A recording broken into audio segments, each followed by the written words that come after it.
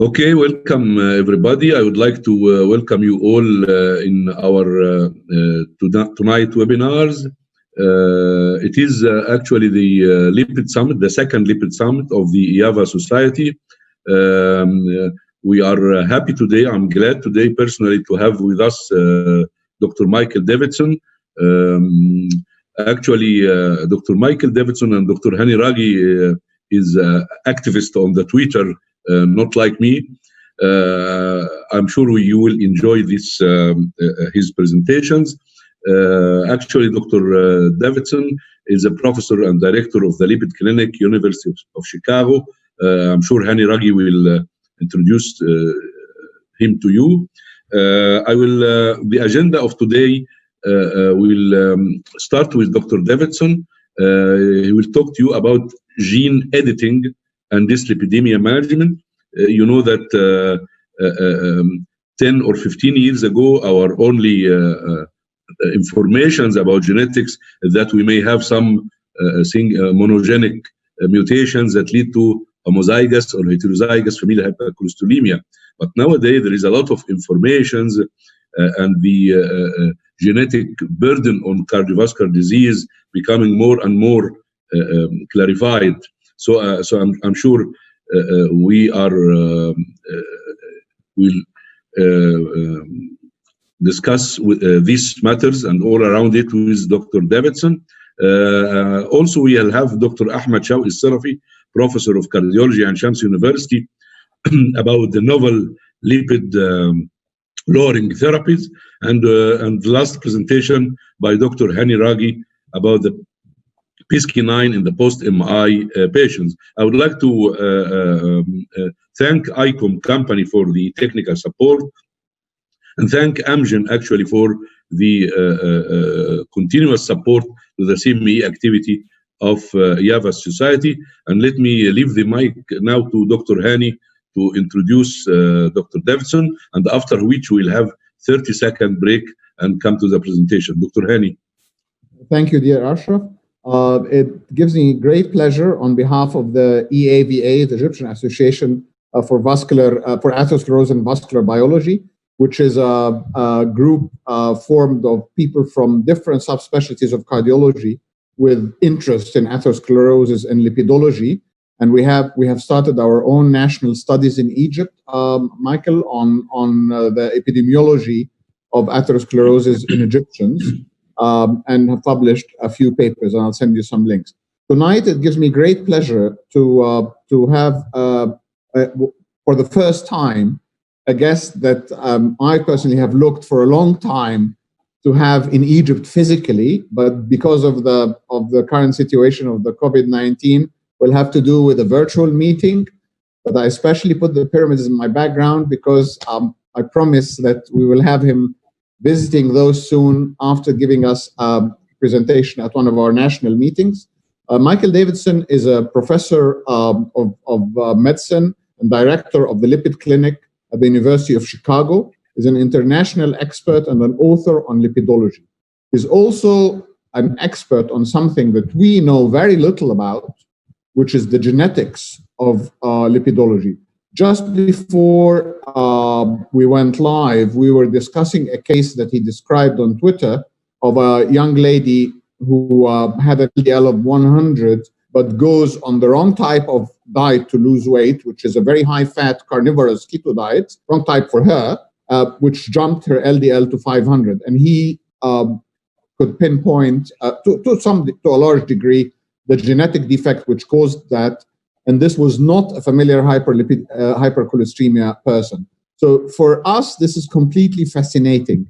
Ashraf Reda chose to make it even more fascinating and more dramatic by having us dive at the deep end and asked Michael to give us a presentation on gene editing, which is actually custom playing with genes to make people less hypercholesteremic and thus less atherosclerotic. I won't waste any more of your time. I'm sure, like me, you're dying to hear Professor Davidson speak, and it gives me great pleasure to introduce him and to welcome him virtually to Egypt. Michael. Thank you very much. So I think if Dr. Okay, we have break 30 seconds, then stay with us to come back to the presentation. Okay, see you. Yeah, thank you. It's very much an honor to be speaking to you through webinar. I really hope I can be there soon to be with you in Egypt and see the pyramids. And I want to thank Dr. Ashraf and Dr. Haney so much for their kind introduction, and I look forward to getting your feedback after the program. So I'm excited to talk to you about personalized lipidology and how genomics is changing the management of dyslipidemia. Let's begin with the roadmap. We know about lipid metabolism, and we are aware of many different genes that affect lipid metabolism. What we've learned from this has been extremely helpful over the last several years on, first of all, validating the right targets to treat for dyslipidemia. Secondly, identifying that we can develop novel therapies that are going to be quite effective in reducing cardiovascular events. It's validating that what we do with lipid management does in fact translate into cardiovascular event reduction. And lastly, as we just heard about it, it's opening up the opportunity to do gene editing. We actually can change the abnormal gene to be normal or protective, and that can lead to dramatic reduction in cardiovascular disease risk. I believe that we have the cure for heart disease in our hands. It's going to take time, and it may take many years yet to come, but we have the potential solution to prevent heart disease entirely by starting these type of therapies early in life for patients at high risk for cardiovascular disease. So here's the list of genes, and it's quite extensive, and it's growing all the time. But we classify them really into three major buckets: LDL cholesterol-related genes, HDL cholesterol-related genes, and then triglyceride-related genes. Now, the LDL genes, what's really exciting and important is that every single gene that causes HDL to go up causes increased cardiovascular risk. Every gene that causes LDL levels to go down reduce cardiovascular risk. And that has been extremely helpful in validating LDL cholesterol as being causal for heart disease. HDL cholesterol, which just a few years ago was considered one of the more potent factors for heart disease causally, they thought it was a major cause of heart disease. We now understand from genomic research that HDL is relatively potentially neutral. In other words, some HDL raising genes are not protective. Some HDL low genes are not adversely affecting risk. And so HDL is kind of a mixed bag, and it's actually quite complicated, and I don't have time to go into that today, but let's put it this way. I think there are important HDL raising genes that we can look at in the future, but we have to be very selective on how we go about modifying HDL cholesterol levels. It's more important about measuring functionality. On the other hand, triglycerides were considered maybe secondary factors, not causal. But we learned from genomics that triglyceride-related genes are clearly causal for atherosclerosis, and therefore, when you modify triglyceride levels effectively, you can in fact reduce cardiovascular risk. So genomics has been a very important factor in understanding how we can better treat lipid disorders going forward. So I just want to give you this. It's hard to see this slide, but what we're able to do is for every different gene SNP, every gene polymorphism, every different slight variant in these different genes, you can assess a certain amount of changes in LDL, HDL, and triglycerides. So I can look at your genetic profile and just know your genes and how these variants differ from you versus somebody else. And I can predict fairly well what your cardiovascular, what your lipid profile is going to look like, and subsequently what your cardiovascular risk is going to look like based on these different gene polymorphisms. So that's what's exciting, and I think we're not quite there yet to make it a routine part of practice. But my belief is that within about a decade, we'll have genomics available to really fully understand, what your genes are for causing high cholesterol, what factors are more responsible for heart disease risk versus others, and how we can best modify your lipid profile to reduce your cardiovascular risk. But what is clear from all the data, not just genomic data, but from clinical trials as well, is that ApoB, apolipoprotein B, is the causal factor for atherosclerosis. ApoB is the protein that carries both LDL and VLDL, as well as other remnant lipoprotein particles. It's ApoB itself that becomes oxidatively modified and therefore stimulates an antigenic response that leads to macrophages being incorporated into the lipid wall, becoming macrophages, leading to foam cell formation and atherosclerosis. So ApoB, we now recognize as being the key causal factor for atherosclerosis. And that's why both LDL and triglyceride genes are associated with increased cardiovascular risk. To simplify it, we can look at non-HDL cholesterol, which is all the cholesterol within the ApoB-containing particle. So both LDL, IDL, and VLDL and chylomicron remnants contain ApoB. And so the amount of cholesterol in those particles, the non-HDL cholesterol, which is a very easy thing to measure, even non-fasting, to assess cardiovascular risk. So with that said, I'd like to now talk about some of this genomic data. And this is a soon-to-be published paper by Brian Ferentz, who plotted all the genes that affect ApoB levels, both triglyceride-related genes and LDL-related genes. And it's very clear that the amount of change in ApoB, the amount of ApoB levels going up, based on the mutation, the greater the increase in cardiovascular risk. And that's consistent with the clinical trial data. And we can look at PCSK9 inhibitors and statins, CETP inhibitors, niacin, fibrates, even now omega-3s will come out soon, how that affects risk. This all relates to ApoB reduction. The more we lower ApoB, the more we lower cardiovascular risk in general. So it's clearly association between the amount of ApoB levels that we can change genetically, and that confers risk over the lifetime of a patient, and how much we can affect ApoB with therapy can modify the risk accordingly. Now, what is also important, so there's two important factors. ApoB genomics determines ApoB levels and cardiovascular risk. The other important message we learned from genomics is that the longer we treat cholesterol, the greater the cardiovascular benefit. When we see people that have loss of function of different factors that affect LDL, such as PCSK9, HMG co-reductase, NPC1L1, which represent the PCSK9 inhibitors, statins, or ezetimibe, respectively. The more you affect these gene polymorphisms, the greater the LDL lowering and the greater the risk reduction over time. There's a rule of thumb that we like to apply, and that's the 8-gram rule of cholesterol. 8 grams of cholesterol in your lifetime leads to heart disease. So that 8 grams can be 200 milligrams per deciliter, which is kind of FH range, familial hypercholesterolemia, times 40 years. So 40 times 200 milligrams per deciliter equals 8 grams. Or it could be 100 milligrams per deciliter times 80 years. So 100 milligrams per deciliter LDL times 80 years gives you atherosclerotic disease. And then the other message, therefore, is that 80 milligrams per deciliter times 100 years gives you 8 grams. So keeping your LDL below 80 milligrams per deciliter for your lifetime could potentially result in no atherosclerosis in your lifetime. And that's where I'll come back to this message later when we talk about the polygenic risk score. But I believe that most people, unless you have some monogenic mutation, have a LDL below 80 until they reach about age 20 to 25. And then the LDL starts going up above 80, and then it can go up quite elevated depending on your genomics or dietary factors or lifestyle. But if we can keep the LDL below 80 after age 20, and that could maximize risk reduction going forward.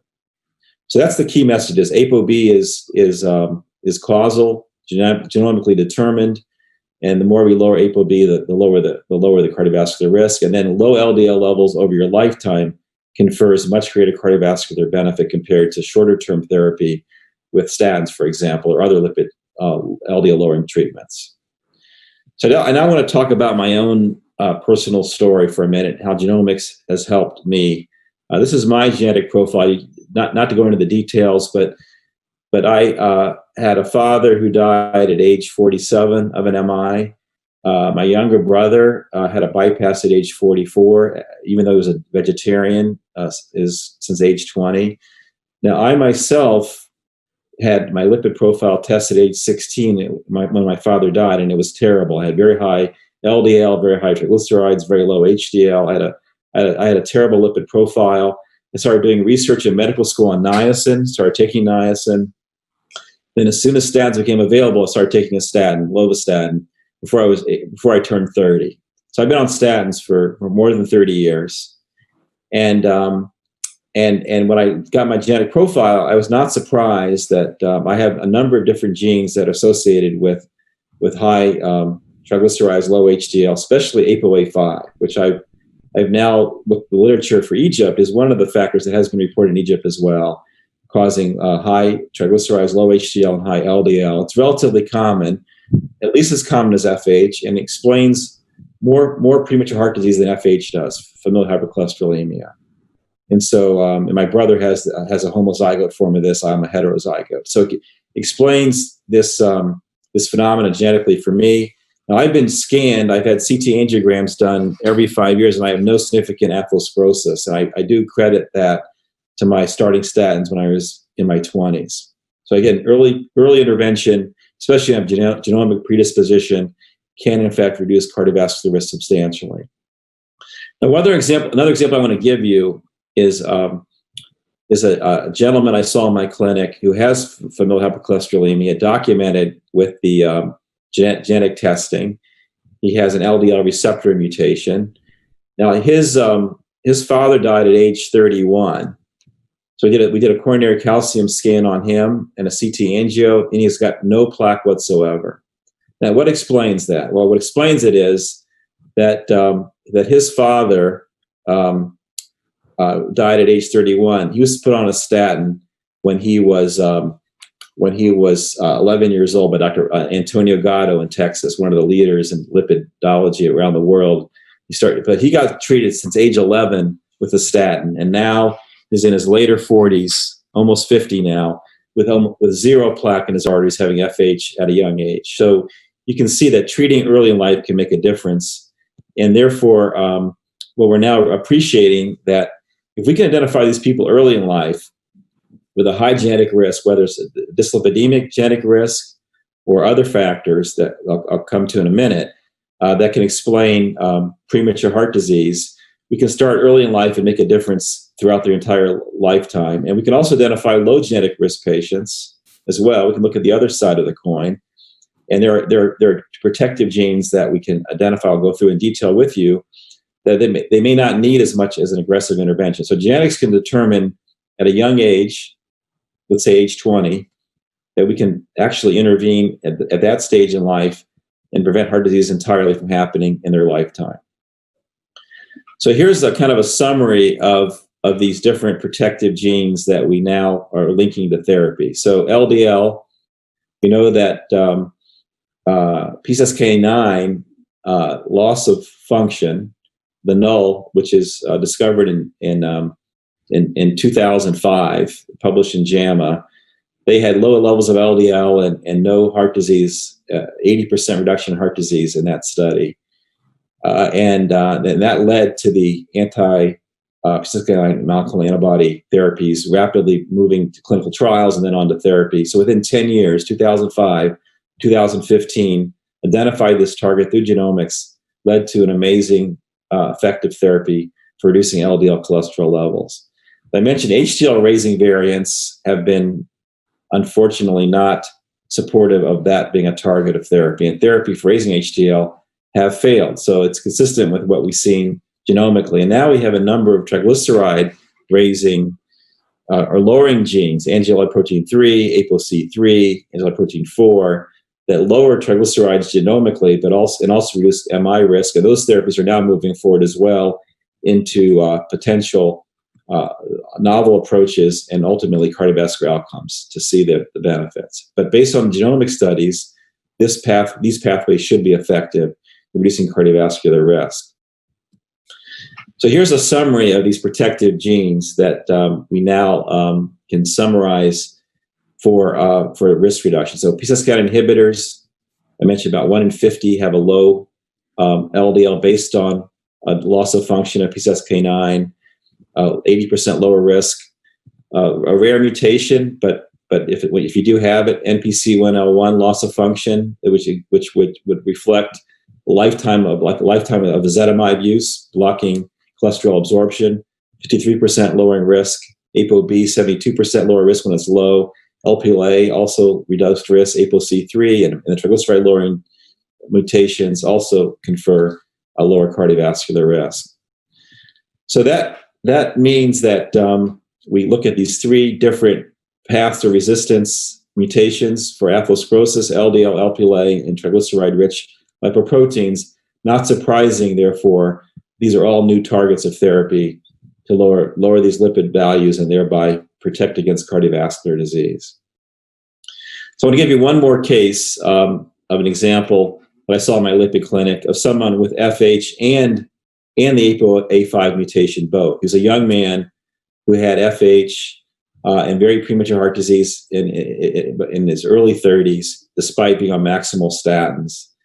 And his LDL, he has very prominent xanthelasmas. His LDL was 260 on rosuvastatin, 40 milligrams. And we then put him on a PCSK9 inhibitor, and his LDL now came down to 86. His HDL went up with a low-carb diet from 28 to 52. He lost weight. His BMI went from 26 to 23.6. His particles and stuff came down. This is after the treatment with Evolucomab. He went down even more so with weight loss as well. A very marked improvement of his different lipid parameters. So you can see what's interesting is his xanthelasmas improved. So here was his baseline, and then it regressed with therapy over just a year of treatment. His xanthelasmas that are now regressing, and now they're completely almost gone last time I saw him. So what we've also learned from the genomic studies is that it's amazingly consistent with the cardiovascular outcome trials. If you look at the Mendelian randomization, naturally randomized patients by genomics, the CTT with statins, and the Fourier trial with Evolucomab, you see consistent effects on outcomes, on MACE reduction and CV mortality and CV benefits with these different approaches. So the genomics have validated LDL. The trials have validated genomics as a way to predict benefit of a different approach to lowering LDL or triglycerides, potentially. The other we learned from the trials is that the longer you treat, again, genomics support this, the greater the risk reduction over time. So it's not just the amount of LDL lowering, but the amount of reduction over time that correlates with the cardiovascular benefit.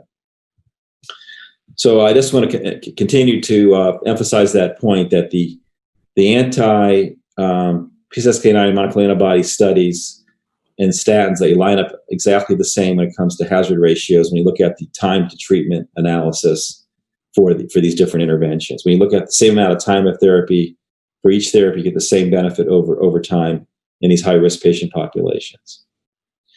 So I just want to go through that timeline again with you about when PCSK9 was discovered. The guidelines at that time were in 2013. They moved away from goals because there was no benefit of adding, at least not at that time, no benefit of adding further LDL lowering on top of statins. So people thought statins alone were the solution. We realized that wasn't correct, that as you add on more further LDL lowering, you get greater cardiovascular benefit. First came IMPROVE-IT. Then we have the Mendelian randomization data showing polymorphisms, showing lower cardiovascular risk, having lower event rates overall. Then we have Fourier, and then even REVEAL with the CETP inhibitor showing LDL lowering consistent with cardiovascular benefits. Odyssey outcomes a year later, and now we have guidelines that have shifted to now incorporate these new findings into thresholds for further LDL-C reduction. So I believe the cholesterol debate should be terminated. There's so much evidence that we need to treat patients. And I think you're going to hear later, which is, I think, the most important patient population, the post-MI patient for treatment. They'll have the greatest absolute risk, the greatest absolute benefit. We should be super aggressive with those patients. But I really think the future is going to be looking at your genetic profile and altering that risk trajectory as best you possibly can. And that's where the polygenic risk score is coming into play. It's a risk based on 100 or more different genes that are associated with increased cardiovascular risk. These are not necessarily lipid genes. These are genes that are associated with increased cardiovascular risk. And it's far more common to predict early MI from this polygenic risk score than it is from the monogenic risk scores that we have, like for FH, for example, FH or even ApoA5. So we have a score based on these different genes. It's not readily available yet, but it will be in the near future. And this is basically taking the top 5% genetic scores of people that have premature heart disease. And the LDL levels are not that different. So it's not an LDL-driven issue necessarily. But what's critical is that we can start early in life with lifestyle changes or statins to reduce risk dramatically in this patient population. So I think this is the future, that we're going to have a 20-year-old walk into your clinic or office, get your polygenic score tabulated, of course, look at family history, other risk factors, and start important lifestyle changes. And if LDL levels do not drop accordingly, to put them on a statin early in life to maximize risk reduction over the lifetime of that patient. So I just want to talk about the research world just for a second, because genomics has been so consistent on showing a benefit. We can now look at novel targets to see how that might work. And one of them is IL-6. One of the things that I've been working on the last 5 years is inflammatory inhibitors. What's the right way to block inflammation? Now, the Canto study used canakinumab and IL-1 beta, but the evidence from genomics suggests IL-6 is the right target. Canakinumab lowers IL-6 by about 50%, but now, based on genomic data, we believe targeting IL-6 directly might be the more effective approach, and that's now going into clinical trials in the near future. An IL-6 inhibitor called Ziltivekimab will start trials early next year, mid next year, to assess cardiovascular risk reduction with that approach based on genomic validation, as well as the Canto subgroup analysis showing that IL-6 reduction was the most consistent prediction of benefit in that trial. And the last thing I'm going to go on to is genetic editing. So this is the next frontier. When it will happen, I can't tell you for sure, but we made tremendous progress just recently. Basically, can you do genetic editing with CRISPR, for example, and lower LDL and triglycerides in a young person, or even no matter what age they are, and then eradicate heart disease entirely in that individual? And this is data based on the CRISPR technology, where you can go in there using this enzyme, which is based on bacteria that discovered for Nobel Prize-winning work. You can go in there and actually slice in out either the bad gene or put in the good gene, based on the enzyme activity, and it can basically repair genes accordingly. So this is the principle behind it: developing editing systems to reproduce protective mutations. We can go in the liver and do that. We can deliver the genes to the liver, where the most likely target is for lipids. And for example, we can do preclinical validations in mice to show that it works. And then the next step is to move to non-human primates. And when that was done just a few weeks ago by a company called Verve, led by a good friend of mine, Atherosclerosis, they were able to show that with this approach, with CRISPR technology, they were able to change the gene in the liver of these primates to block PCSK9 and thereby lower LDL levels dramatically in those 7 animals, those 7 non-human primates. And the selection was quite the gene selection was quite accurate, and more than 99% achievement of the target in those livers of those non-human primates. So I'll close here. But I'd like to say that I hope all of you, share my passion. I know Dr. Haney, Dr. Ashraf do about treating lipids aggressively, and I really hope I can be with you in the coming year to talk to you more about this approach to, first of all, identifying risks for hyperlipidemia or dyslipidemia, knowing what genes we have to go after for each individual patient, targeting therapies based on that genomics. And then the future potentially has the ability to gene edit early in life, but if not not available for a while, we still have the capability of using our therapies that we have, like statins or other therapies, to lower LDL, both aggressively when they're at the later stages with already pre-existing atherosclerosis, but I think even more importantly, when they're young and we have the ability to stop the disease entirely. I'd like to basically close with this one thing to think about. If you could treat cholesterol for 30 years, would you rather that patient be treated from age 20 to 50 or age 50 to 80? And I would make the case that age 20 to 50 is the most important time to treat, when the lipid plaque is developing.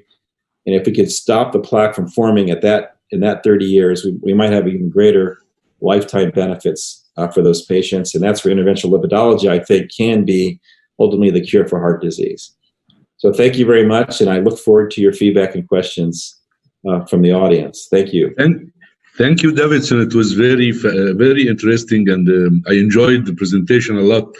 So let me say now that we are all born with different mutations in our body. Some mutations are protective and beneficial, and some mutations are harmful. Or let me say in another word that we have protective alleles and we have atherogenic or bad alleles.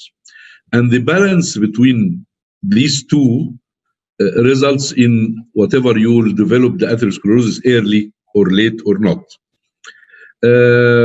Our aim always in treating patients is try to, as you said clearly, to discover those at risk as early as possible. So what do you think is better to do, genetic score only or the ordinary score, or we can combine both genetic and ordinary score to, how can we implement this genetic scoring system in our daily practice?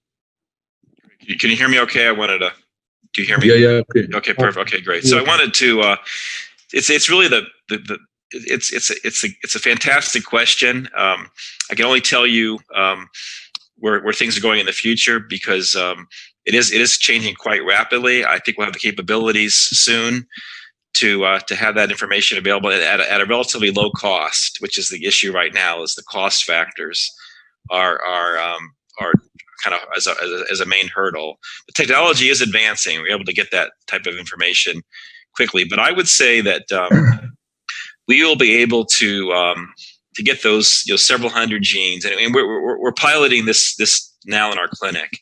And I think obviously the information is kind of overwhelming. You have so many genes. You have some are protective, some are harmful. Trying to piece it all together is not easy at this stage. But as we get more and more experience, we get artificial intelligence involved.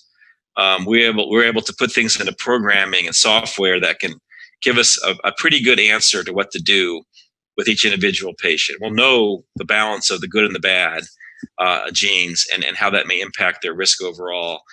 And we're not there yet, but I think we will be there in our lifetime, actually. And I know we all have gray hair, so in our lifetime, I do think we're going to get there when it comes to how we can understand how to use these genomic type of information most effectively. Okay, Hani? I mean, it was a totally okay presentation. I don't know how to thank you. Very, very exciting. I have two short questions.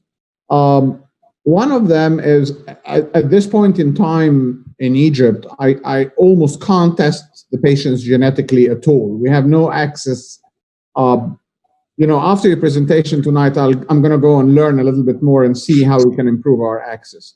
So, for instance, I was trained I'm an interventional cardiologist, been so for the last 30 years, but I was actually trained as an echocardiographer, so I'm still very much so an ultrasound man. And I actually, I was also a member of a group which disintegrated called SHAPE, the Society for Heart Attack Prevention Eradication. Right. I was the representative in Egypt and part of the Middle East.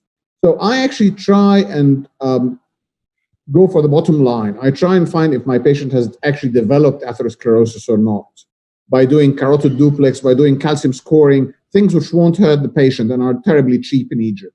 And I add those to the lipid profile, and up to the lifestyle, and I try to come up with, as much as I can, a customized kind of precision medicine approach to the patient. And I'm totally fascinated by your own story, because it's the story of myself and my family and my son, of this not terribly bad lipid profile, good lifestyle, and anxiety, and when should we start treatment. And I think the fact that we now, I mean, the story of the doctor in Texas who started the patient at treatment at the age of 11, he was a pioneer on his time. I'm so happy I heard this. And I know this is very anecdotal, but Yes. This is very, very educational as well. The other question is, in the Indian subcontinent, and I've been to India many times, they seem to have a problem with the lipoprotein little a. Right. They have a very aggressive kind of atherosclerosis, plus a very bad diet in certain parts of India. Can you tell us a little bit about lipoprotein little a? Yeah, I was going to include that, but it is, as you can see, it's one of the validated targets based on genomics. It is a causal factor, just like LDL in triglycerides.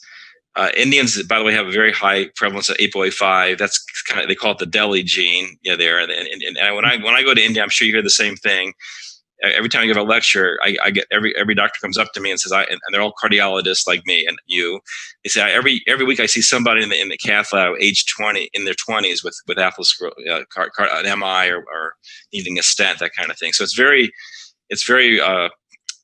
premature heart disease there, and average age is in the 40s for an MI in India. But Lp(a) is a factor. I think the challenge with Lp(a), which we don't know for sure yet, and there's two issues. One is if LDL levels are really low, does it matter? And the answer, we think, is not as much. So that's one of the controversies. The other controversy, you may have seen this recent publication, that when Lp(a) levels are elevated, but the CRP is below 2, there's no increased risk as well. So, based on what we know now, I am optimistic that LP lowering therapy, we have a new anti-sense approach going into trials. Novartis acquired the license for this, and that trial is starting in the next coming year, or this year, as soon as COVID situation resolves.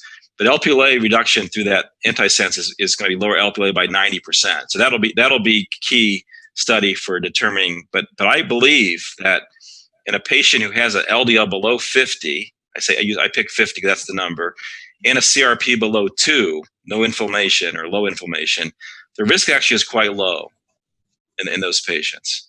So I think that's what we have to do right now. That's what we have information to base it on. I would try to treat those patients accordingly. Having those two parameters aggressively treated, Lp(a) and CRP lowering, with obviously the best therapy for that is weight loss. CRP lowering is weight loss right now. Okay, in addition to Muhammad Salim and Ahmed Shawqi, we have also Dr. Atif Al-Bahari. He is Vice President of WAVA Society. Welcome, Atif. And if Dr. Salim or Atif or Shawqi have any comment or question to Davidson? Yes, I have one question for Professor Michael Davidson. It's a remarkable lecture, and I welcome everyone here. During the study of the genome-wide association study, the GOAT study, do you find any patient have 0 LDL cholesterol or below 10 milligram per deciliter LDL? Yep, a few, yes. There's one, the famous case is a young woman who was in her 30s who had no PCSK9 at all. Her LDL was below 10, and she was healthy. She had a master's degree. She had 3 children. She was fertile. So her LDL is below 10 with total absence of PCSK9. And then a couple other examples as well in that regard. And that was actually used at the approval of Evolucomab as the basis that it was safe to get LDL levels down to below 25. And I'm sure you'll talk about that later, but the safety data looks, obviously really good with low levels of LDL in those patients on these anti-PCSK9 inhibitor antibodies. So I think that that there are genetics where people have super low LDL. Now there is examples where it's due to MTP, microsomal transfer protein, or ApoB, and those people they have no heart disease or low risk heart disease, but they can have fatty liver, and they can have protein. Fat soluble vitamin deficiencies, but that's not because of the low LDL. It's because they can't get ApoB synthesized in the liver, which is the carrier of these different fat soluble vitamins. So they can't transport triglyceride out of their liver. That's a different situation, but that's not because the low LDL causes that issue. And do you think if they have this low LDL cholesterol, they have something wrong in their nerves or their central nervous system? No, they don't. No, I mean, in fact, I mentioned ApoB, hypo-beta or A-beta. They get fat soluble vitamins. They have retinitis pigmentosa, but that's because of vitamin A deficiency, not because of the neurological issues. But so we don't. The brain has tremendous capacity to make cholesterol. So you basically your cholesterol, and the blood-brain barrier actually protects the brain from changes in lipids. So your brain really has plenty of cholesterol synthesis function and so forth. So it's not been an issue. And so we do think lower is better when it comes to LDL in the plasma, and we have not seen any issue on treatment with the antibodies or with genomics. Genomics have not pointed out any major issue long term with very low levels of LDL. Thank you, Michael. That was really an interesting discussions. And if there is no other comments or questions from Yes, I have small question, Dr. Ashraf. Okay, Dr. Salim, go ahead. Yes. Thank you, Dr. Davidson, for this very interesting lecture. I want to ask you, we have three main targets in gene therapy in dyslipidemia mainly, the LDL, PCSK, and ApoB receptors. Right. For each target, do we have a specific way of dealing with, for example, if antisense oligonucleotide-based therapy will be more suitable for LDL receptor, or this new technique you mentioned, the CRISPR-based therapy, would be more suitable for PCSK9, or any technique can work with any of these targets well. What do you think about that? So you bring up a good point. So ApoB, we could knock it out with CRISPR, but as I mentioned before, ApoB, you lose complete synthesis, you lose the ability to use fat soluble vitamins. That's an unhealthy blockage completely. You need some of it. With PCSK9 inhibitors, you don't need any of it. You can survive. You're totally healthy without it. So you do have to pick things that you can have. If you have very low levels, that's fine. Health-wise, and so that's why ApoB is not the right target for antisense, for example. It led to more fatty liver and things like that, and so or microsomal transfer protein, MTP. You can knock it out. You can lower LDL, but it has adverse effects on the liver fat and so forth. So genomics has really been really important for picking out both the benefit and the safety risk of these different targets. Both sides, both risk and benefit from genomics. Okay, Ahmed, you have anything to do? Okay, thank you, Davidson. And actually, it was Hani. Yeah. Hani, yes, sure. Just a little teaser at the end before we say, bye to Michael. In Egypt, we call Egypt the mother of the world. And we like to say, if people start talking about the alphabet, we say, yeah, we had the first alphabet. People start talking about anything, we like to jump in and say, yeah, we had it first. We're very proud of the ancient past. But do you know that Nabil Saida of Montreal, yes. who is largely credited for being one of the earliest researchers in PCSK9 inhibition, is actually an Egyptian who was born in Egypt and graduated from Cairo University. Right. So, Egypt has a little bit in not because of Egypt, but because of his amazing you should be very proud of him. I actually wrote a letter to have him get nominated for this very important awarding candidate. I think he won the award. So yeah, we should be very proud of him, because this is we're very, very proud of him, but we're also very proud of you today. Seriously. Okay, thank you. We hope to have you with us in the future, many times virtually, and as soon as flights are resumed, hopefully in one of our meetings. I look forward to seeing you soon. All right, take care. Thank you very much. Bye now. Davidson, thank you very much for being with us. And please feel free if you have any commitments, and hope to continue in seeing you, whether online or physically. And thank you very much. Seeing you later, Charles. Thank you very much. Bye now. Okay, bye. We'll have a 30-second break now before the coming presentation. مساء الخير. بالنيابة عن اليافا الأستاذ الدكتور أشرف رضا، وزملاء الأساتذة الأطباء الأستاذ الدكتور عاطف البحري، الأستاذ الدكتور محمد سليم النهارده، وباقي الزملاء اللي معانا أو اللي مش معانا. يسعدني إن أنا أقدم شخص أستاذ طبيب صديق زميل عالم، هو الأستاذ الدكتور أحمد شوقي الصرفي، أستاذ الكارديولوجي في كلية طب عين شمس، محاضر متميز. وأنا مش بقول كده كمجاملة، بس أنا عمري ما حضرت له أي برزنتيشن في أي مؤتمر حقيقي أو فيرتشوال وما اتعلمتش منها حاجة جديدة.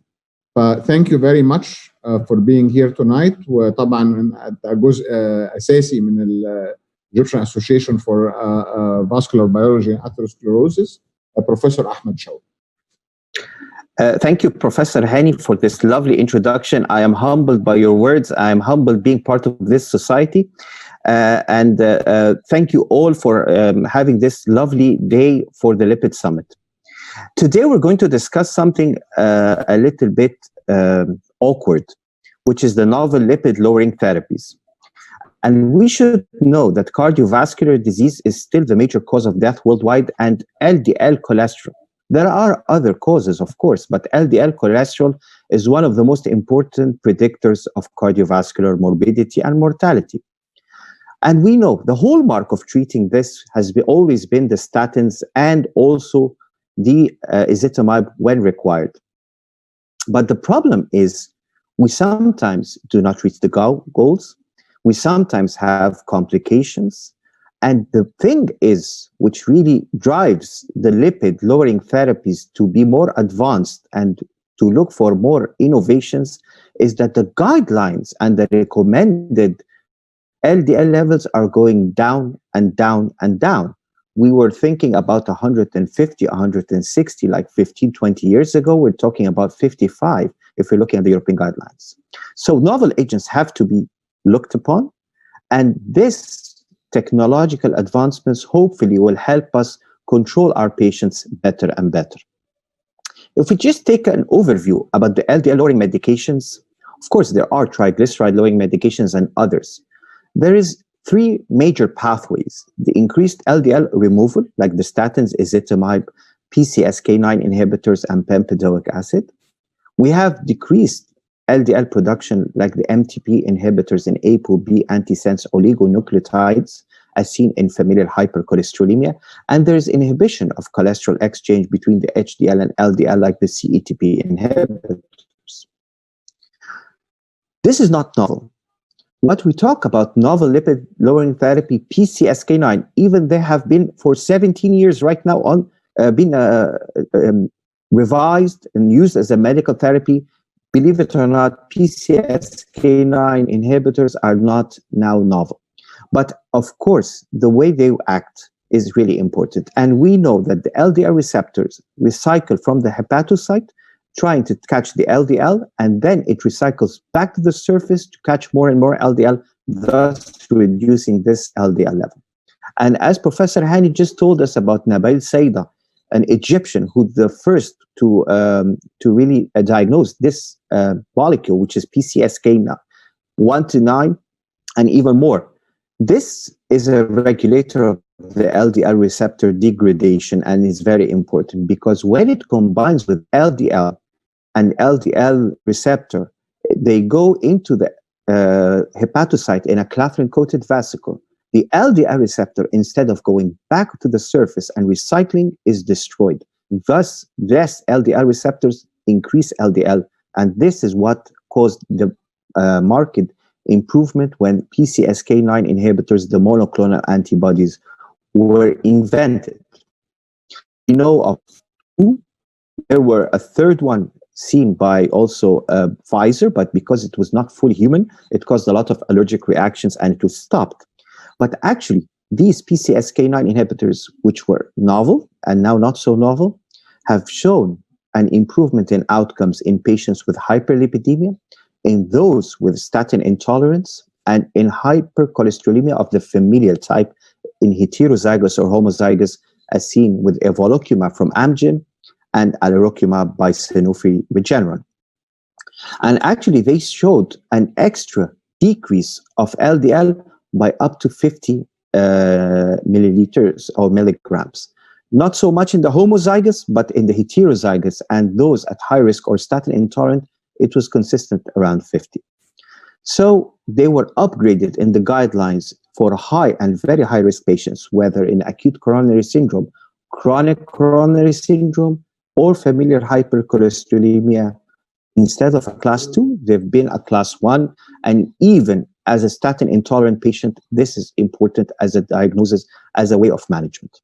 Even in Britain, the NICE guidelines recommend them very extensively, especially with those with cardiovascular disease or those with heterozygous familial hypercholesterolemia. Questions arise because of the cost effectiveness a little bit on use in non-familial hypercholesterolemia in primary prevention, but definitely if it's familial hypercholesterolemia, if it's cardiovascular disease, they are highly indicated even in the NICE guidelines. But there was a bigger advent also.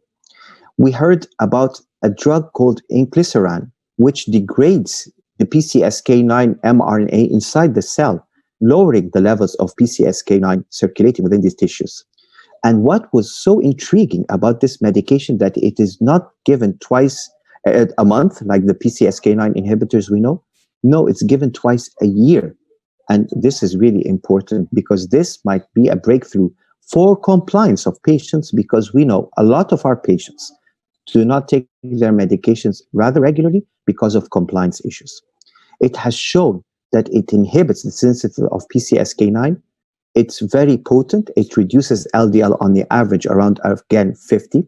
Very safe, and it has a long profile of randomized studies. Some are out, but the cardiovascular outcomes is still, we're waiting for Orion 4, which is the most important cardiovascular outcome study, and this takes time. We've seen studies in heterozygous and homozygous. We've seen studies to show its efficacy, but actual really important are the Orion 4 and Orion 11, and especially Orion 4 because it is an outcome study. And if this outcome study turns out to be positive, such a medication will enter the guidelines very quickly. And as you can see from data, there is an average around 50 plus reduction of LDL, similar to PCSK9 monoclonal antibodies like Evolucumab and Atherosclerosis. Safety, again, just like PCSK9 inhibitors, very safe. It's like a placebo. Some very minimal local site injections, adverse events, but this is very minimal. We go to other drugs. We're talking now here about familial hypercholesterolemia and the drugs that were used to lower the production of LDL. One of the most important is Myocardial. These are FDA approved drugs, and they have been given a mention in the European guidelines, but again, they're not being used extensively in Europe. Myocardial is an antisense oligonucleotide inhibitor of ApoB100. It reduces the atherogenic lipids and lipoproteins, LDL and lipoprotein A, and it is FDA approved to be given subcutaneously in familial hypercholesterolemia by the FDA.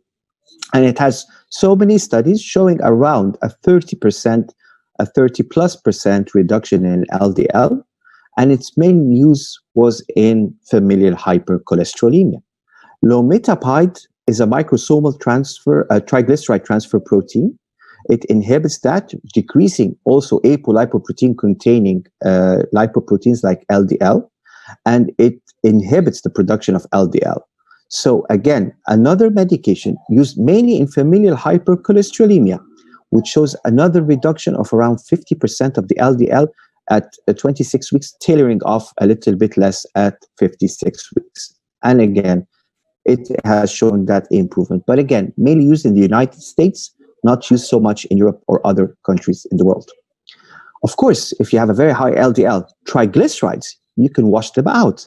It's a triglyceride apheresis or LDL apheresis, and the National Lipid Association recommends this. If you have an LDL above 300 and it is a homozygous familial hypercholesterolemic patient, if the patient is heterozygous and the LDL is above 300, if the patient is heterozygous with 2 or more risk factors or high risk and it's over 200, or if it's over 160 and the patient has established cardiovascular disease.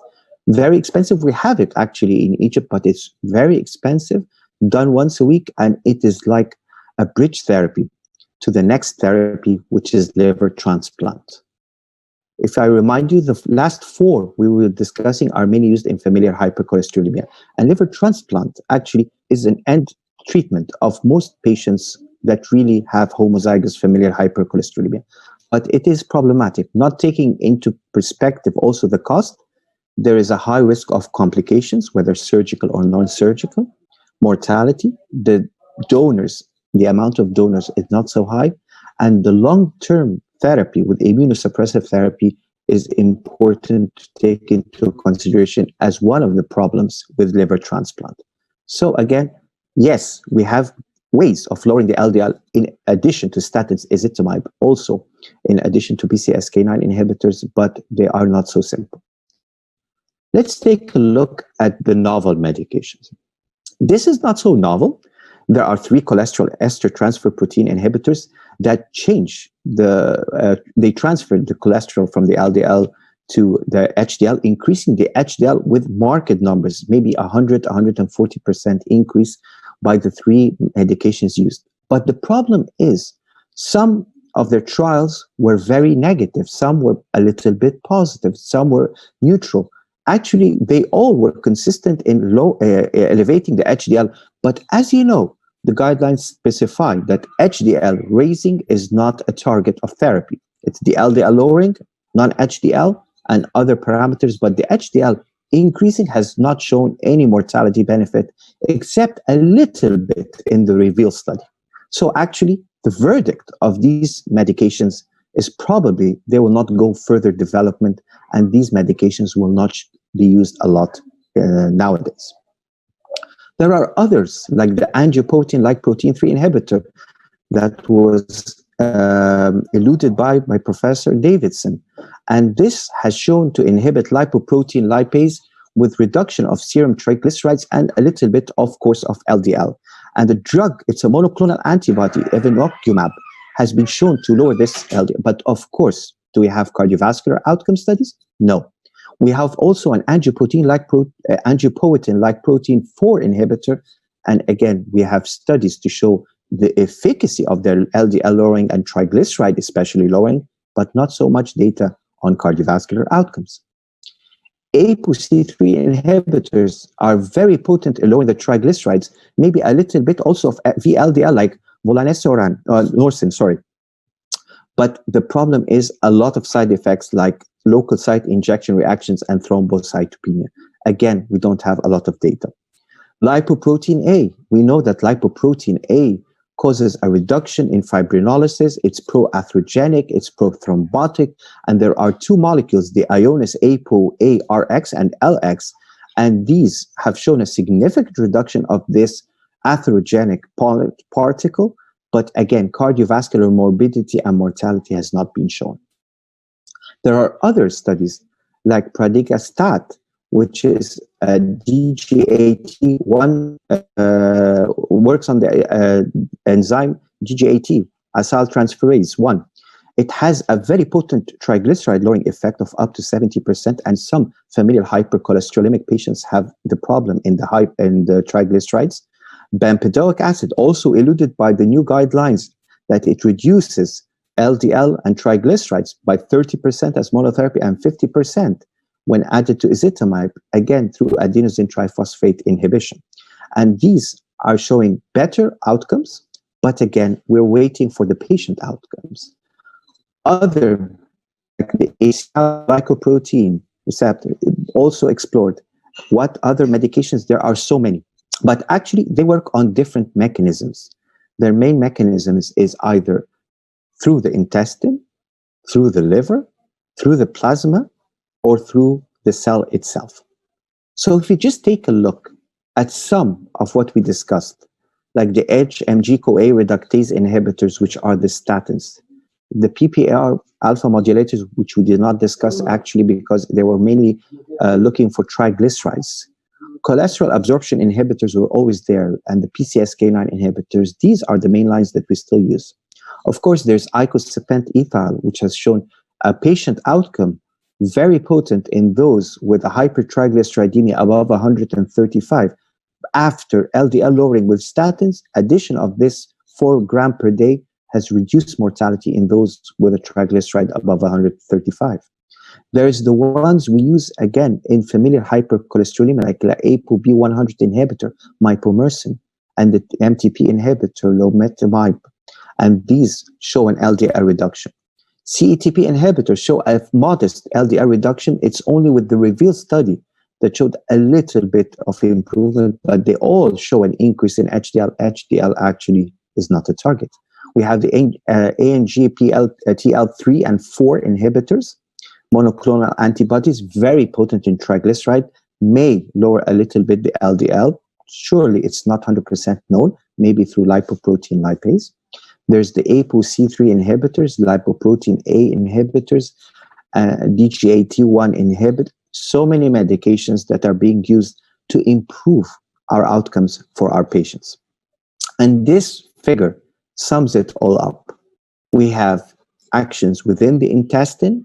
So many medications work there. We have medications that act on the liver, the main way of reducing LDL in the blood. And one of the most important that we use are the PCSK modulators, be it the antibodies or be it also Incliceran.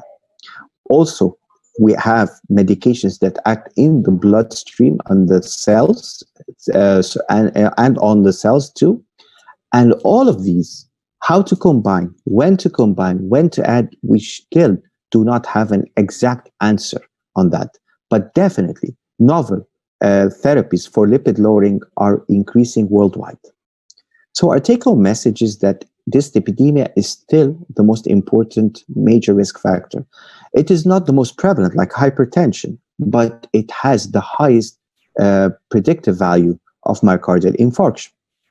And treatment modalities, since the advent of statins, have been improving and improving. But the problem is that our LDL targets are going lower and lower, and this is why we have to look for better medications, newer medications, and this is another important in our advance.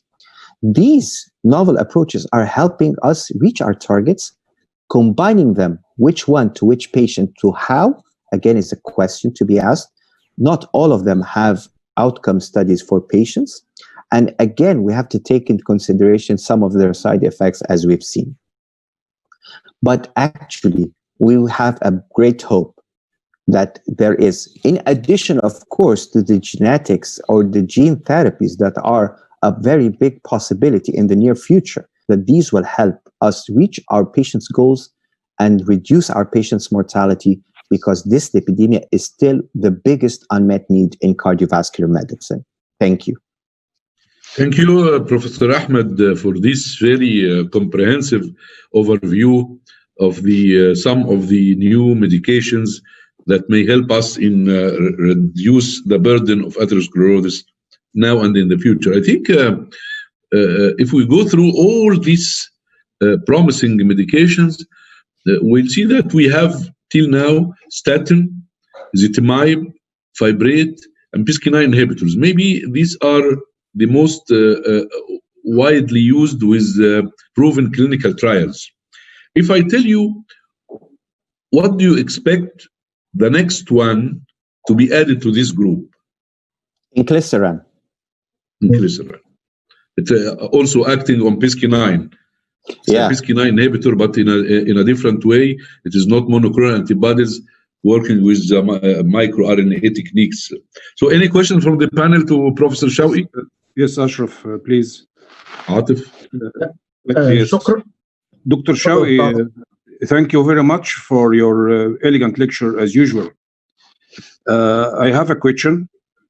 Do we maximize and optimize statin therapy among our Egyptian patients to step up for PCSK9 inhibitors plus the new drugs that we will come? And my second question is how to break down and to improve the chances of approval of the clinically indicated therapy of PCSK9 inhibitor among the Egyptians? Okay. That's a very important question. We have this problem all around the world, and I think Professor Ashraf was also head of an much important studies, Cepheus, the Cardio Risk Project, and you, Professor Atif, was part of it, and all of the board. We are not reaching goals, just like Europe, just like the United States, and the goals are changing. The problem is we're not up-titrating a little bit statins. Some patients are reluctant, some physicians are reluctant. There's a lot of problems, but definitely, if you look at the problem we are facing, we are really requiring a lot of medications. We need a lot of ezetimibe in patients and PCSK9. But the problem with PCSK9 till now in the world, not only in Egypt, is the cost. And if you look at the European guidelines, they're not like the NICE guidelines. They never talked about cost effectiveness except with the PCSK9 in the last dyslipidemia guidelines of 2019. So this is a problem. Again, Incliceran, yes, looks very promising, but if it comes up with a cost similar to those of PCSK9 inhibitors, the monoclonal antibodies, again, this will be a problem. But very important question. We are part of the problem. We're not up-titrating our medications. Yes. And you know, Dr. Ahmed, that statin use by maximizing and optimizing will cause upregulation of the PCSK9 in the body.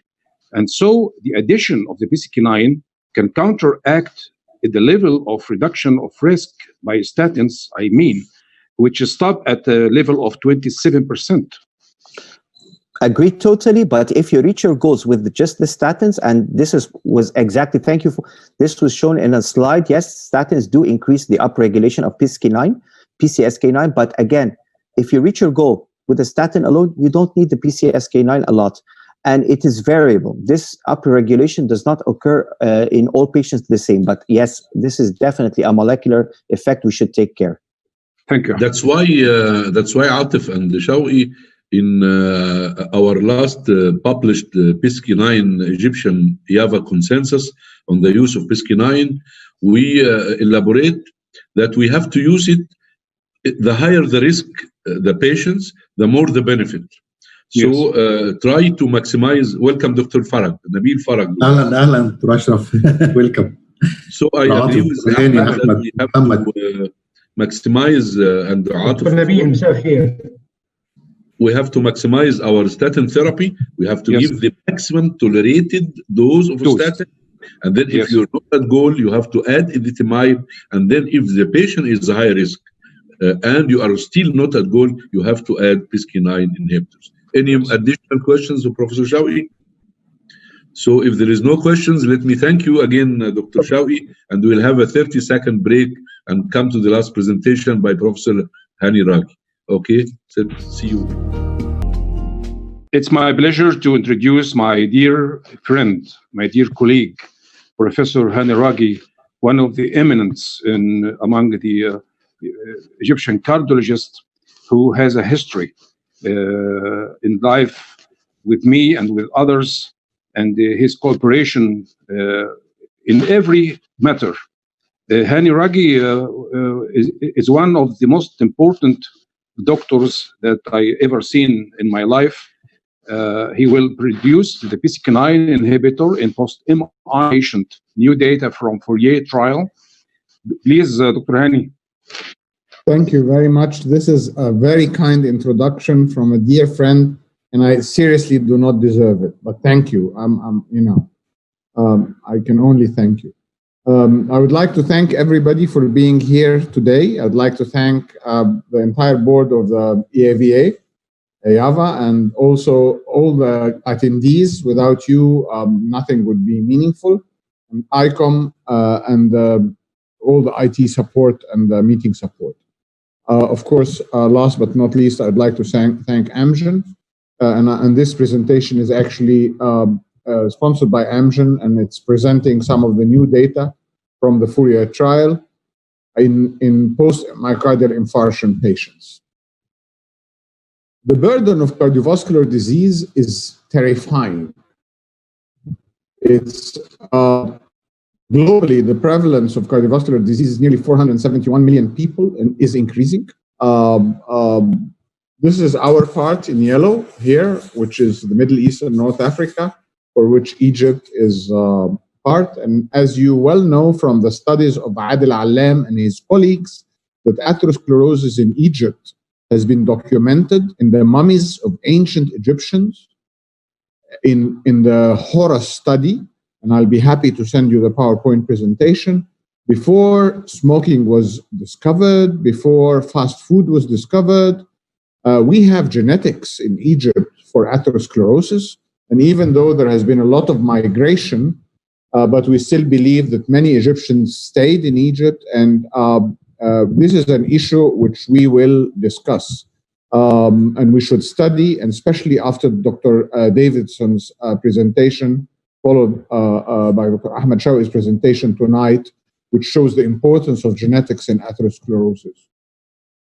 When you have high cholesterol, when you have dyslipidemia, it parallels an increase in coronary artery disease, which is shooting. Coronary artery disease are shooting up. 20.7 million people will have a new coronary event.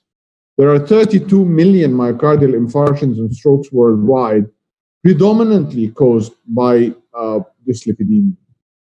And ischemic heart disease is projected to remain one of the leading causes of global burden of disease by 2030. In epidemiological studies, higher LDL levels were associated with greater cardiovascular morbidity and mortality. This is exactly, I want you to think, is like higher smoking levels are associated with greater cardiovascular morbidity and mortality. It does not need too much intelligence to put one and one together. We know very well, and we have just seen Michael Davidson's amazing presentation of what LDL does to you. Of course, it's too complicated. It's genetic. It is a dietary. It is lifestyle, lack of exercise, many factors, diabetes. But you know, the most important thing is that the end, what causes your arteries to get blocked is LDL, whether that is caused by genetics or by too much fat that you're eating. High LDL levels increase the risk across all the types of atherosclerotic cardiovascular disease. I don't want to go through data which you are very familiar with, but the higher your LDL goes, here, as I've got my marker, the higher LDL goes, the higher the incidence of coronary artery disease, the higher the incidence of ischemic stroke, hemorrhagic stroke, and of course of peripheral arterial disease. So any type of atherosclerotic cardiovascular disease, cardiac or vascular, is related to LDL. And of course, you do know that we're in the era of NCDs, non-communicable disease. Okay, for now we have had a setback. We have a very communicable disease, which is COVID-19.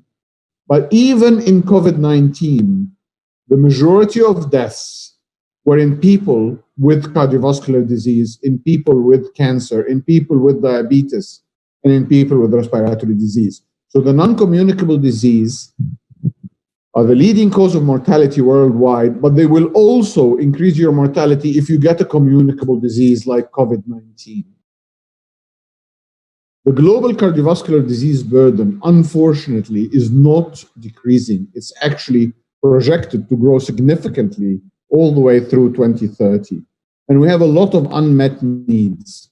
In the short terms, the worst patients, the ones that you should really look at, are the ones who already got an event.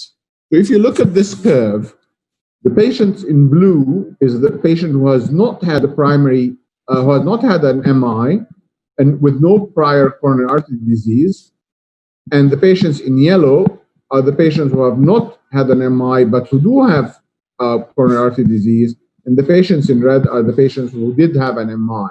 And you see the 6-month survival. So the occurrence of an event, a huge life-changing event like myocardial infarction, is so deleterious that whether you look at it 1 month after discharge or 6 months after discharge, it increases the rate of death to nearly double.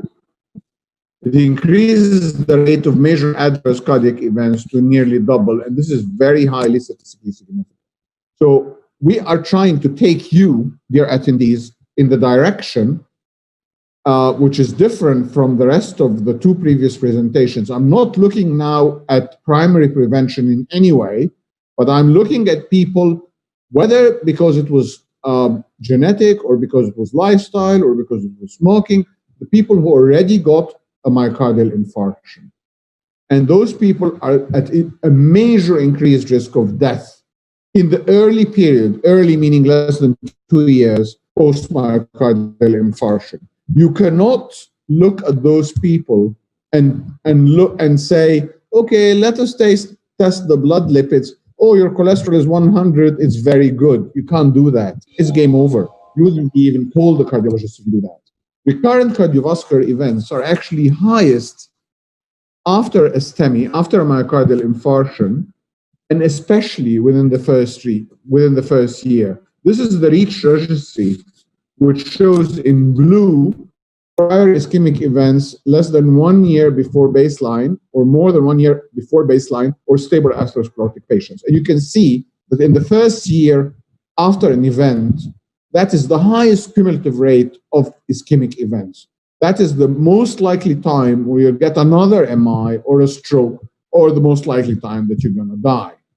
So if you have a patient who's had an infarction 20 years ago, is a different story from a patient who's had an infarction 9 months ago. An LDL reduction, particularly in those patients and in others, is really related to a reduction in cardiovascular events. I don't want to talk about ABC of lipids. This is a meta-analysis of 14 statin trials over 90,000 patients, which shows a reduction in LDL was associated with a significant reduction in major cardiovascular and coronary events and in major vascular events. So reduction of LDL linearly related to reduction in the incidence of major coronary and vascular events. You want to treat those patients, one of the things you should do in the entire global, you should make them exercise, you should make them lose weight, you should bring down their hemoglobin A1C. But you know what? The most important thing is to bring down their LDL. The risk of cardiovascular events continue to decrease the more you decrease the LDL below 70. These are numbers. I'm a fortunate cardiologist because I started practicing when our targets of LDL, we were talking about 160 and then 130 and then 100. And now we're talking about 40. Okay, we know and we have seen, and Dr. Davidson's presentation today, he spoke about a young woman with total absence of PCSK9, who has an LDL of less than 10, who has 3 children, who's a smart person, who's got a master's degree, and a fantastic life. And, not everybody is lucky to have that genetic advantage, but we know how to do it with drugs. So, which drugs? Evolucomab, the first in line of the PCSK9 inhibitors. And of course, I will very briefly touch on the Fourier study because you're very well aware of it, but I would like to remind you of it. It was patients, they were young patients, starting at the age of 40, up to 85, up to elderly patients. All those patients had had an MI, or a stroke, or a peripheral arterial disease. They also had additional risk factors, one major risk factor or 2 minor. And that is the most important thing. What we call a placebo is an optimal background lipid therapy, including effective dose of statin and ezetimibe. Some of those patients were on 80 milligrams of atorvastatin or 40 milligrams of rosuvastatin with or without ezetimibe. Most of those patients, all of them, still had an LDL of more than 70 or a non-HDL of more equal to or more than 100. Then they were randomized to either Evolucomab, either twice monthly or once monthly based on subject preference, over 13,000 patients, or placebo injections with no active substance. But remember that the baseline treatment was very, very far from placebo. It was the best anti-lipid treatment known to us at the time when we started the Fourier. The endpoint is a bit difficult to understand, but you have a primary endpoint, which is a composite of cardiovascular death, myocardial infarction, stroke, hospitalization for unstable angina, or coronary vascularization. A key secondary endpoint of composite of cardiovascular death, MI, or stroke. So basically taken the two softer endpoints of hospitalization for unstable angina or coronary vascularization out, and other secondary endpoints, which has an all-cause death, cardiovascular death, myocardial infarction, stroke, revascularization, cardiovascular death or hospitalization for heart failure, ischemic stroke, or transient ischemic stroke. Of the patients in the Fourier study, in each arm, more than 80% had had a myocardial infarction. You are very well aware that the patients who did not receive the Evolucomab had an LDL of 92 across the study near the end. The patients who received Evolucomab, Repatha, dropped their LDL to a median of 30 milligram per deciliter, which is exactly what all of us who are prescribing Evolucomab to the patients now are seeing. The LDL was significantly reduced, including 42% of patients who went down below 25 milligrams per deciliter. Only 0.1% in the placebo group reached those numbers with the statin therapy. There was a 15% relative risk reduction of the composite endpoint favoring Evolucomab. This is you can see the hazard ratio here, 85, so that's 15%, with a 95% confidence interval and a very significant p-value. You have to remember that you're talking about this risk reduction on top of superstatin plus ezetimibe treatment. And if you look at the key secondary endpoint, it was even more impressive, of a 20% relative risk reduction. The hazard ratio is 0.8 here. Again, very statistically significant. Death from any cause was not statistically significant approach. Myocardial infarction, that's the second MI, was significantly reduced in the Evolucomab group. Here is the hazard ratios, and it was very statistically significant. Coronary revascularization was very statistically significant, and stroke was statistically significant. So the primary endpoint was driven by reductions of those three parameters: myocardial infarction, stroke, and coronary revascularization. In this landmark analysis of the primary endpoint was studied very well. And here you can look at the cumulative incidence of relative risk reduction at 1 year of 12%. But look what happens if you follow the patient longer. Then the risk reduction becomes more prominent, which shows that the longer you treat the patients, the larger the risk reduction. What did Dr. Davidson just tell us? It said if you treat a patient from the age of 20 to the age of 50, it's better than treating a patient from the age of 50 to the age of 80. And I add on top of that, if you treat a patient for 20 years, you're expected to see reductions better than treating a patient for 1 year. So if you start seeing reductions at 1 year, expect the curves to continue diverging. And that is exactly what we're seeing. We're seeing the curves continuing diverging, and they will continue to diverge. The same is for the secondary, the key secondary analysis of the endpoint, the same. It just gets better the longer you treat the patients. What about adverse events? There are almost no adverse events. I mean, the rate of adverse events of Evolucomab was similar to placebo. the rate of adverse events leading to discontinuation of treatment was similar to placebo. What are we seeing in Egypt now? We're seeing some minor injection site complaints in some people. We're seeing the flu-like symptoms, which you see on the first day of injection. Some people get a little bit of fever and feel a little aches, and then it goes away within about a day.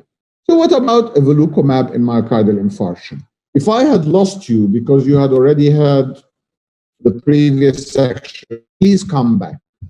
I would like to talk about the analysis of the clinical benefit of Evolucomab Repatha in patients with a history of MI, which is an analysis from the Fourier study. Because those patients, within the broad subgroup of patients with prior infarction, those patients were looked which had a higher cardiovascular risk and would derive greater benefit from PCSK9 inhibition. And Ahmed Shawqi mentioned something very important, mentioned cost effectiveness. You know, if PCSK9 inhibition was free, maybe like Dr. Bronwell suggested, we should give it to everybody. But you know what? It's not free. So who would benefit most? Look at the 22,000 plus patients with prior MI in the Fourier. They were divided into subgroups based on three factors. The time from qualifying myocardial infarctions, which was studied less or more than 2 years. So have they had their infarction less than 2 years, or less than 1 year, or more than 2 years from the time of study? How many infarctions have they had at baseline? If a patient has had 2 or more infarctions or has just had 1, and those who have an MI, who've had an angiographic or anatomical study and were proven to have either single vessel disease or multi-vessel disease in comparison. The outcomes, looking at all those parameters in relation to death, MI, or stroke, was studied, and an analysis was done to compare efficacy of Evolucomab Repatha versus placebo within each group. And in the prior myocardial infarction group, there was an 18%, here the hazard ratio is 0.82, 18% relative risk reduction was statistically significant in 81% of the patient trial who have had a prior MI. So remember that of all the Fourier study, 81% of those patients had an MI, and the relative risk reduction was more than the primary endpoint of the entire study, which included 19% of patients without an MI. It was an 18% reduction in the risk. If we look at the patients, at the baseline characteristics, this is the placebo group, in the patients who've had an MI less than 2 years ago versus more than 2 years ago, here are the numbers, 88,000 patients, 13. And the patients who've had more than 2 MIs versus those who had just 1 MI, again, you look at the characteristics of the patients here, and the patients who've had no multi-vessel disease, who've had a single disease versus the patients who've had multi-vessel disease, and you look at the LDL, which was achieved with Evolucomab in all the subgroups, which was always like the rest of the Fourier, and the mean of 30, and their entry was about 90, the mean of 90, and here you can see the range in each of those groups. There were no patients with an LDL above 46 in the Evolucomab group of all those high-risk characteristics. So what happens to the endpoints with each of those risk factors? This is the placebo arm. Sorry, the previous one was the entire study. This is the placebo arm, showing patients who had an infarction more than 2 years ago or less. And of course, you get higher mortality in patients who've had an MI less than 2 years ago. So the patients with a fresh myocardial infarction have a higher mortality in the placebo arm. The patients who've had more than 2 myocardial infarctions have a higher mortality in the placebo arm, and the patients with multi-vessel disease have a higher mortality in the placebo arm. So what about the effect of treatment? Let's just look at what Evolucomab does. If the patient had a myocardial infarction less than 2 years ago, which we know would have a higher mortality from the placebo arm, there was a significant reduction using Evolucomab. You only needed to treat 35 patients to benefit one patient. Number needed to treat is 35. This is brilliant. Look at the number needed to treat if the patient had had an MI more than 2 years ago. You still get a benefit, but you need to treat 100 patients. So obviously, the higher the risk of the patient, the better the treatment effect. And, you know, I'm not going to jump to the conclusion, but let me just tell you that looking at those numbers, I don't think you should leave any patient. I'll go back to this slide. I don't think you should leave any patient with a STEMI with an LDL of 90. You should bring them to an LDL of 30 using Evolucomab, or if you can bring them to the LDL of 30 using statins and ezetimibe, good for you, do that. But make your target less than 55. And that is why we saw that you actually save those patients' lives, and you don't need to treat a lot of patients to save one life if you bring their LDL down to below 55. And indeed, if you can do that with any tool, do it. But in most of the patients, you won't be able to do that without a PCSK9. What about the group of patients who've had more than 2 myocardial infarctions? Again, significant reduction, 21% relative risk reduction, and you don't need to treat a lot of patients. You need to treat 38 patients to prevent one major event: death, myocardial infarction, stroke. If the patient has only had one MI, you still get a 16% relative risk reduction, and you need to treat about 60 patients. Look at the difference in numbers you need to treat. So the higher the risk of the patient who've had a recent infarction or who've had more than one infarction is again a group that you should aim very much to bring the LDL down, and very quickly.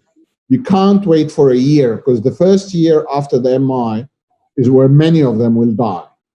What about multivessel disease? It's the same pattern, exactly, even better. We only need to treat 29 patients to achieve the primary endpoint. You get a 30% relative risk reduction if you treat.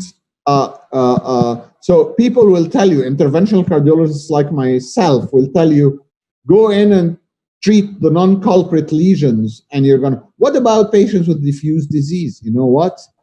Give them a PCSK9. Or if you don't want to do that, at least bring their LDL down to below 55, whichever way you want, and you will achieve a dramatic reduction in very hard endpoints, like a second myocardial infarction and death. In the patients with no multivessel disease, you still get a decent relative risk reduction, but instead of having to treat 29 patients, you have to treat 78 patients to achieve the endpoint. So again, the sicker patients, the ones who have had a recent MI less than 2 years ago, the ones who had more than one MI in their past history, or the ones with multivessel disease, need major lipid reduction. This landmark analysis in high-risk patients showed the cardiovascular death, MI, and stroke are reduced to by Evolucomab 12 months from treatment, as we saw here. It has 19%. But look at when you look at it 36 months from treatment. Again, longer treatment, more divergence of curves, more effects, more saving of patients. The longer you treat the patients, the longer the effect of the drug, the higher it becomes statistically significant, and the more patients you save and help. In summary, patients who are closer to their most recent infarction, less than a year or two, less than 2 years, with multiple prior MIs or multivessel disease, are 34 to 90% more increased risk for major cardiovascular events. They experience substantial risk reductions and absolute risk reductions with intensive lipid lowering with the PCSK9 Evolucomab. And these data helps you. I offer PCSK9 to all patients who need it, when it can be afforded, whether by the insurance if they're paying out of pocket. But if you want to precision medicine and tailoring and cost effectiveness, please use the data that I just showed you to know which is the patient that you really just can't leave with the higher LDL. Evolucomab and cardiovascular outcomes in patients with recent myocardial infarctions and in the Fourier was also studied very recently in the paper by Genscher et al., which was presented in 2019. And the median time for myocardial infarction was 4.8 months versus 59 months in the two groups. And otherwise, there was this was the basic data. You know, in many patients, the remote MI was actually they had more diabetes, they had more bypass, they had higher LDL. You know, but we looked at the patients with recent MI. And the 3-year event in recent versus remote MI, that's the primary endpoint and the key secondary endpoint. The recent MI was much worse. So the recent myocardial infarction itself, even if the patients were more diabetic in remote MI, the recent myocardial infarction itself is a huge risk factor. That's a risk factor which is often unlooked at, okay? So if the patient had had an MI in the last 2 or 3 months, that patient is at a major increase in risk factor. And you can reduce that dramatically with Evolucomab. You reduce that with Evolucomab at the end of 180 days, you know, here, 19%. Number needed to treat 27, while if the patient had had an old infarction, you need to treat higher numbers of patients, and it's 8% reduction in the without reaching statistical significance. So again, more data showing us that the patients with the recent MI probably should receive PCSK9 unless you can reduce their LDL to the desired figures. You cannot look at the patient with a recent MI now and accept an LDL of 70 and think that's okay. It's not okay. Those patients are very liable to events. This is, again, the key secondary endpoints. This was the primary endpoint. This is the key secondary endpoints. You see exactly the same thing. Very few numbers needed to treat in those with a recent myocardial infarction if you start with Evolucomab to achieve significant reductions in the key secondary endpoint. So again, they concluded that patients with recent MI were at a higher risk of major cardiovascular events than those with a remote MI, and that Evolucomab Repatha reduced the risk of the primary endpoint with 19%. We only needed to treat 27 patients over 3 years. And we are talking about really major events, cardiovascular death, infarction, or stroke, which was reduced by 25%, the key secondary endpoints, with a number needed to treat of 32. And these findings were reported by Genscher et al. To corroborate the 2018 ACC-AHA guidelines to extensively lower an LDL blood cholesterol after recent MI. There's a huge, huge difference between looking at a healthy 30-year-old young lady with an LDL of 200s and between looking at a patient with a recent MI, and you don't even have to test their LDL very much. Those patients are at such increased risk. In summary, the Fourier trial showed that the PCSK9 inhibition with Evolucomab significantly and safely reduced major cardiovascular events when added to statin therapy. And the analysis of the Fourier showed us that patients closer to their most recent myocardial infarction, patients who have had multiple previous myocardial infarctions, or patients with multi-vessel disease are at a much increased risk, which can reach up to 90% more for major cardiovascular events. They experience substantial risk reductions and substantial absolute risk reductions with intensive lipid-lowering therapy using PCSK9 Evolucomab. And in the recent myocardial infarction patients, Evolucomab reduced the risk of primary endpoint by 19%, with a very small number needed to treat of 27 patients over 3 years to achieve this, and the same for the secondary endpoint of 32 patients. Thank you very much. I hope I haven't taken a long time. It's late at night, and I'm very happy to take any questions. Thank you, Hani. Actually, that was an impressive analysis of the subgroup of the Fourier trials. And actually, this is very important because, as you said, we have some subgroup of patients in which if you treat 20 to 30 of them with PCSK9 inhibitor, you save a life or myocardial infarction or a stroke. And that is very impressive. And I think we should put this in mind while we are updating our WAVA consensus, because of the PCSK9 cost effectiveness, we have to concentrate on those with very high risk. So I think patient with more than one myocardial infarction, patient with myocardial infarction less than 2 years, patients with multi-vessel disease, all these patients, if you could not reach adequately lower of the LDL cholesterol, we have to add PCSK9 inhibitor. So this Evolucomab data, I think, will implicate the new guidelines, at least regarding the class of indication.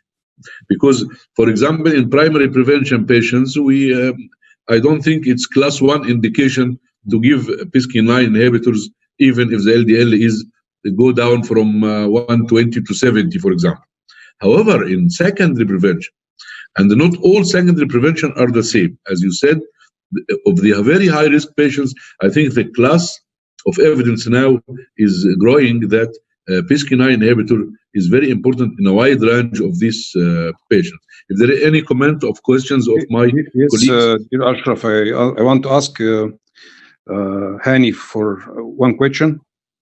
Dear Hani, we find in the randomized control trials and the meta-analysis for the statins, we find that the statins reduce this, make a reduction of this risk on those patients after years.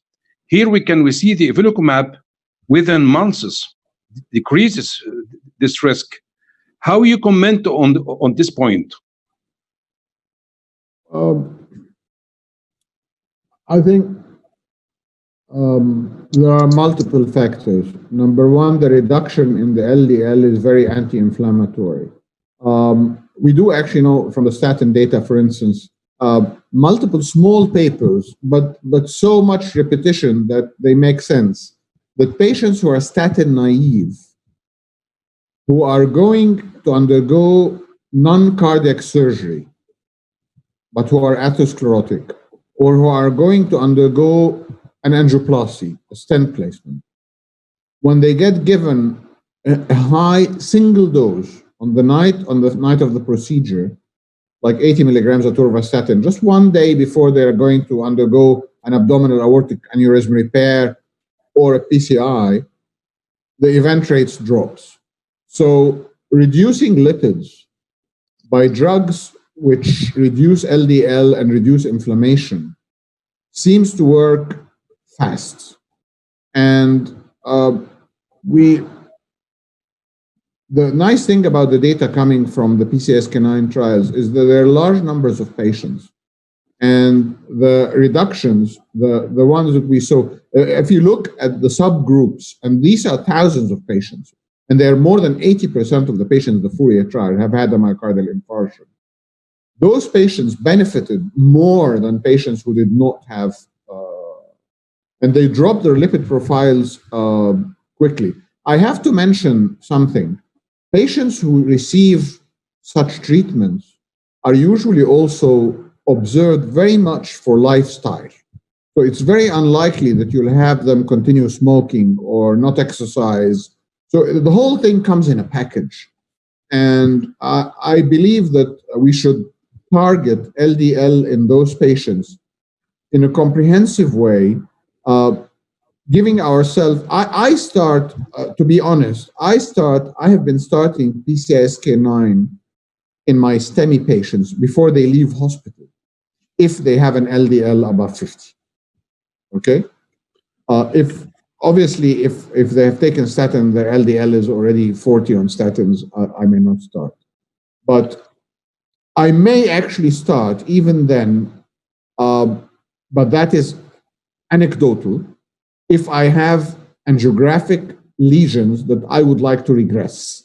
Because we do know that if you bring down the LDL to very low levels, you will probably get atheroma reductions.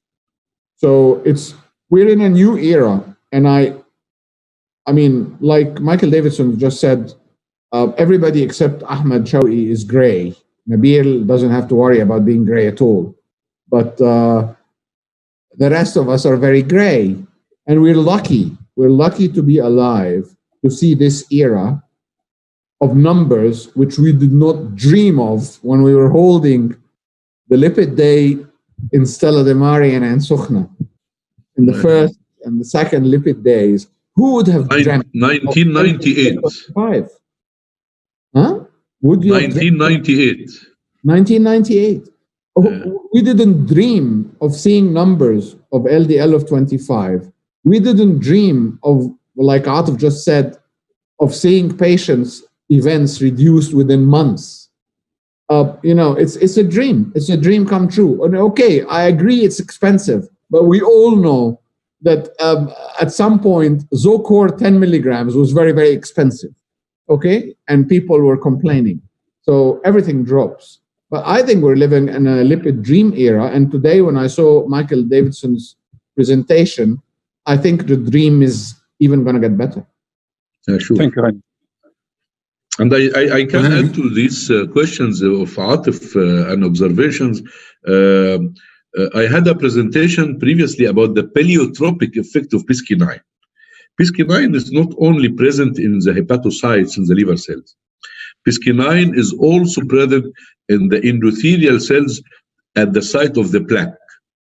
And the PCSK9 inhibitor can act both on the liver and both systemically all over the body, even in the endothelium and in the atherosclerotic plaque, and decrease the inflammation, decrease the interleukins and the mediator of inflammation.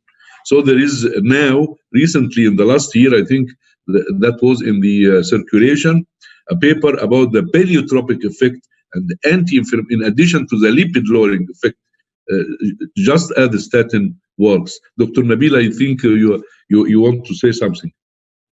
Thank you, Hani, for your great presentation. And I would like to ask you about the PCSK9 inhibitors use in our daily practice and in real life.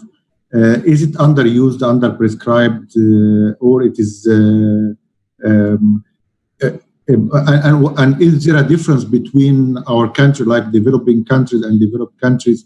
And what is the cause behind this? Is it the economy, or is it the price? Is it physician inertia, or what is the charge of this? Thank you very much. That's a great question. It's a great question. I would like to ask each one of us and each one of the attendees to think for a moment and ask themselves, in my patients who are indicated for a PCSK9 and who can afford it, or whether in any way, whether they're insured or whether they can pay for it, are they all receiving it? That is my question. So because people will tell you, oh, the only reason for lack of use is that it's expensive.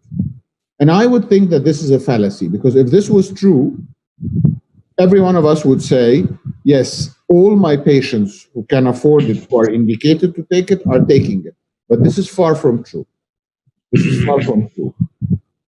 Once we reach that stage, we can really start focusing on the people who need the PCSK9 but who cannot afford it. But now we have a huge gap in practice, which is the patients who really need PCSK9 inhibitors, who can afford it, whether they're insured and by the way, there are many insurance pathways that pay, and there are many co-payment plans. It is part of our responsibility to dig deeper into this, try and make sure that our patients who need those drugs get them. As for the number of patients in Egypt, which is not a rich country, who need those drugs and who can't get them at the moment, they are an important subgroup, but people should not pretend that they're the entire group. They're not the entire group. They're an important subgroup, and we should always find solutions for them. There are many solutions in the pipeline for this.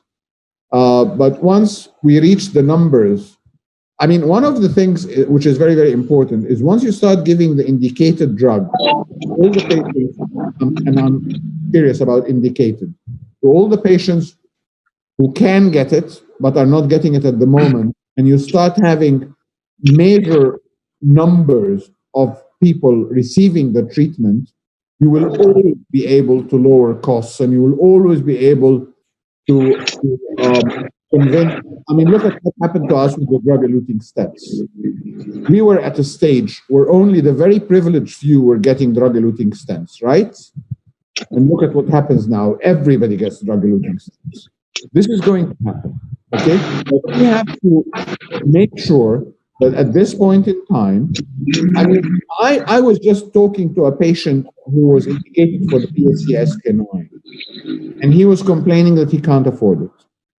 And, you know, he left, and I was saying, okay, I'm going to do this, and I'm going to think of what we can do. We couldn't bring his LDL down. He's had 2 MIs at 39 years old. His wife came back to me, and she said, he smokes 2 packets of Merit every day. I said, how much is a packet of Merit? And she says, 40 pounds a day. So he smokes for 80 pounds a day, post-STEMI, okay? And he doesn't want to stop paying money for the cigarettes, but and we're working on his tobacco addiction, which I respect and I'm very interested in. But you know what? I said, come on, if you're paying money, smoking, I'm very sorry for you for money you're paying for a life-saving. Okay, Hani, before I end, actually, I want to add something to the questions of Dr. Nabil.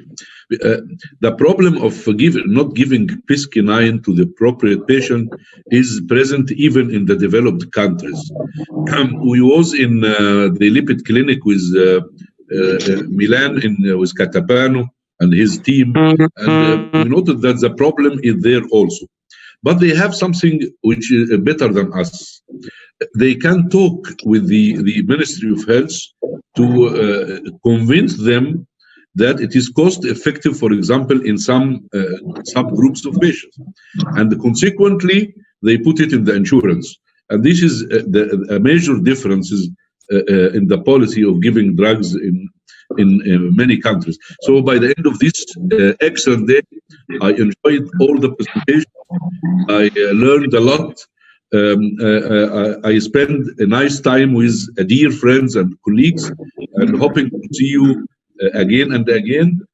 Thank you, all of you, very much. Thank you, Hani, for your effort in contacting Dr. Davidson. It was really amazing, and we enjoyed it a lot. Thank you all, and we see you later.